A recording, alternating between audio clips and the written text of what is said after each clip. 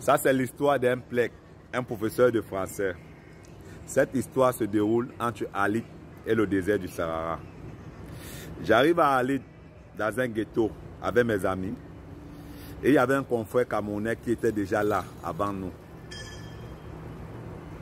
Quelques temps après, nous sommes au ghetto parce qu'on devait patienter pour que le coxeur puisse avoir beaucoup de passagers avant de nous lancer. On tape dans nos commentaires et ce confrère qui était là avant nous, tellement faisait les fautes en français que ça lui est donc énervé au fait. C'est où il se lève, il nous dit qu'il est grand prof, qu'il est professeur de français. Il était professeur de français dans un lycée bilingue de la place. Qu'il est un plec. Que ces erreurs que nous sommes en train de faire en français, le faux français qu'on parle, que ce n'est pas normal. Que nous sommes en train de souiller le Cameroun, qu'on ridiculise le pays là, que ce n'est pas normal. Que lui, en tant que grand prof, il ne peut pas voir comme s'il reste tranquille. Il nous sort ses diplômes, il nous montre et il nous dit qu'il est le moins diplômé de sa famille. Et que dès qu'il va arriver en Europe, il va aller en Suisse avec ses diplômes homologués. Un mois de travail, il va acheter la Porsche Cayenne. Et que nous, les voyous comme nous, on va beaucoup souvent toucher les 1200 €. Et que lui ne peut jamais faire de faute en français. Il ne peut jamais parler le faux français dans sa vie. Quelque temps après, donc, le corseur décide de nous faire traverser le désert pour arriver à Tamaracet, en Algérie. On nous charge donc dans les pick-up. Ce que vous devez savoir, c'est que quand vous chargez dans les pick-up, vous êtes serré. Même le paquet de spaghettis à l'espace. Vous êtes comme un sac de riz ou un sac d'haricots, au fait. Et la position que tu prends, c'est la même position que tu restes jusqu'à la gare. Parce qu'il n'y a même pas moyen de te bouger. Dès qu'on nous a chargé dans les pick-up, j'étais donc assis à côté du grand prof, du plec. On a roulé presque 14 heures de temps. À un certain moment, je comprends que quelqu'un à côté de moi, en train de faire comme si l'entier pleut.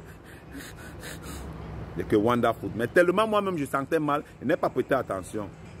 À un certain moment, il voit le grand pauvre, appelle mon nom, Bébélo, Bébélo, Bébélo. J'ai dit oui, grand pauvre. Il dit que Bébélo, je ne sens plus ma pied. Il dit que mais grand pauvre, tu ne sens plus ton pied. Comment? Il dit que Bébélo, je te dis que je ne sens plus ma pied.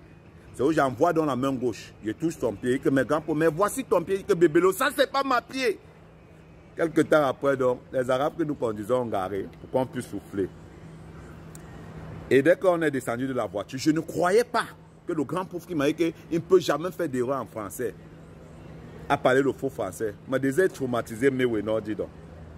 Je m'en vais donc vers le grand prof. Je lui demande que, mais, grand prof, comment va ton pied? Le grand prof dit que, Bébélo, jusqu'à là, ma pied, ça ne va pas. Bon courage à toi. Oui, me veux donc avancer. Non. Et que, mais bon courage à moi, comment tu ne continues pas? Grand prof, non. Il ne continue pas. Je rentre chez moi au pays. Et la Porsche Cayenne que tu avais, que si tu arrives ensuite, tu vas acheter. Quand pour moi, ça ne sert à rien d'arriver en Europe acheter la Porsche Cayenne si tu es manchot. Et même, mais, donc ça veut dire que ton pied là, ça ne va pas. Non, bébé, je te dis que je ne sens pas ma pied. Tu ne comprends pas, dis donc.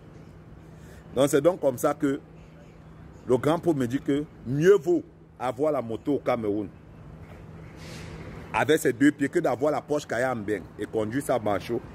Le grand pauvre a payé une autre pick-up qui descendait au Niger. Il est rentré au Cameroun.